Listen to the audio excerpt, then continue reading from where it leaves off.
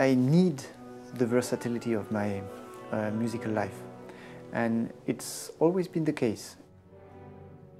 When I was a student, I was learning the great cello repertoire, but already at that time I always turned to new music.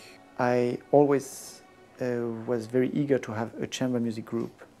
Shortly after I started my professional life, I started teaching. The feedback with the students is a fantastic process. I always say that I would not perform the way I do if I didn't have this feedback.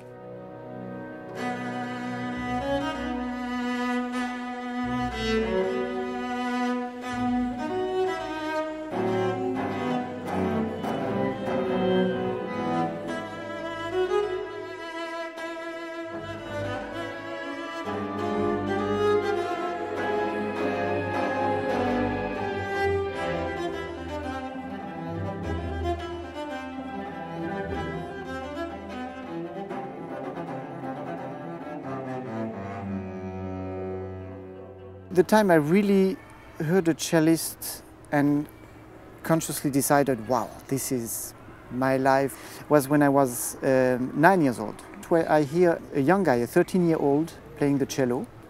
I was absolutely fascinated, and from that very moment I was restless. I needed to play the cello, and my parents often say that I was like a lion in its cage. I remember my first lessons as being very harmonious. It was something very natural, as if it had been waiting in me. Already after a few months, I knew that this was going to be my life.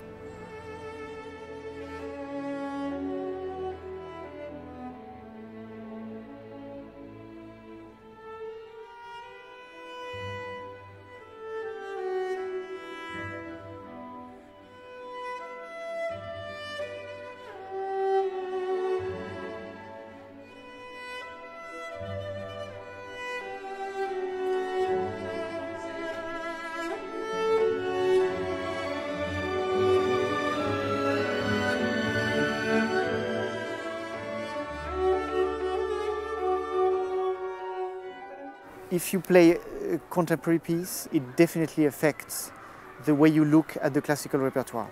I was 23 years old and I joined the Ensemble Intercontemporain and Pierre Boulez.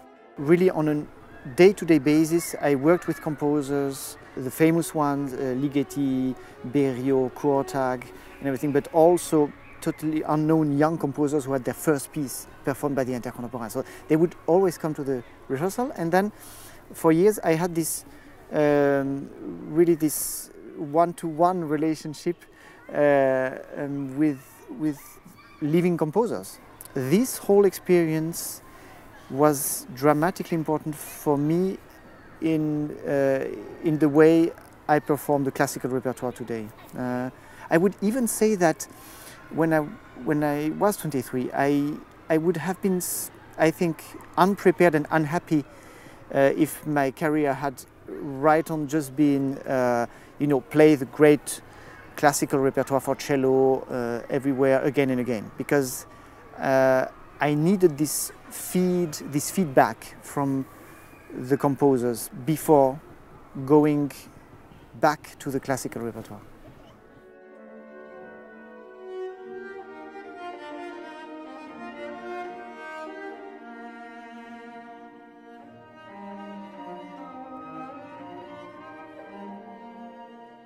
When I was a student in Lyon, that was the years when I was between 13 and 17 years old, we started a festival in my hometown of Forcalquier in the south of France.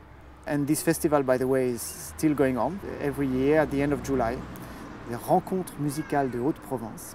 We tried to break the formality of the classical concert, because our goal was to have people from the very rural area where we grew up to come to the concert, people who would never do that.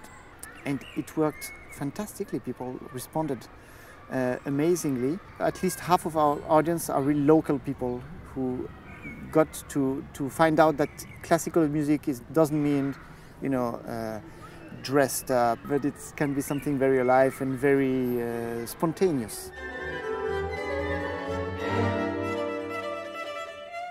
I play regularly with some friends who play music from the Middle East and around the Mediterranean. Bijan and Kevan Shemirani, they play drums from Iran. They play the zarb. People ask myself, but why did you get curious about this, or what did you need to do this? And I think it's definitely that the 3 years I spent in Algeria when I was a kid, the sounds of the music in the street, you hear the call to the prayer and things like that. So all these different intervals, the type of sound and the rhythm and things, and I guess they just sink in. And so when there was an opportunity later, I was really very naturally inclined to do some projects with them.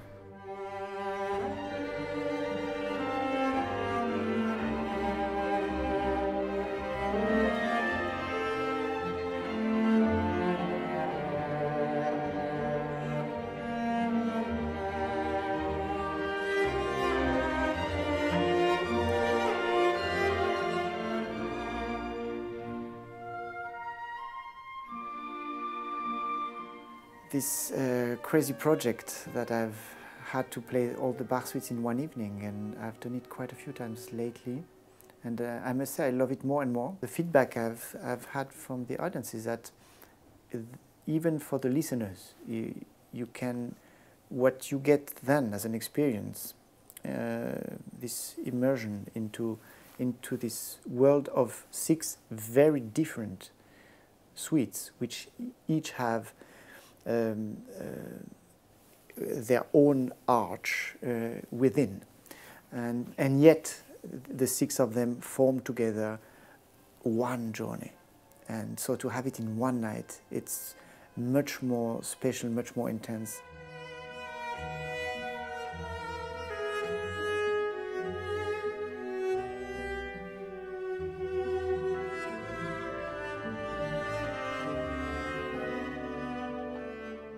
For the past 6 years, I've been having a wonderful experience with this magical instrument, which is an instrument made in 1696 by Goffredo Cappa.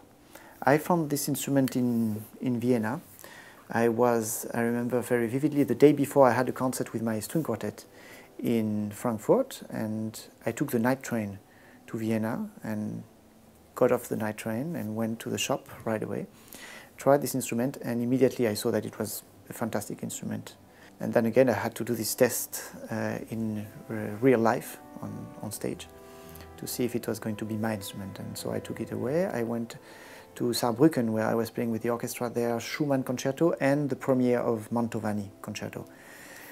And then in this concert, it was immediately very natural for me to play on this instrument, and I had really played it 2 days only, and already felt at home. And so by then I knew I had found my voice.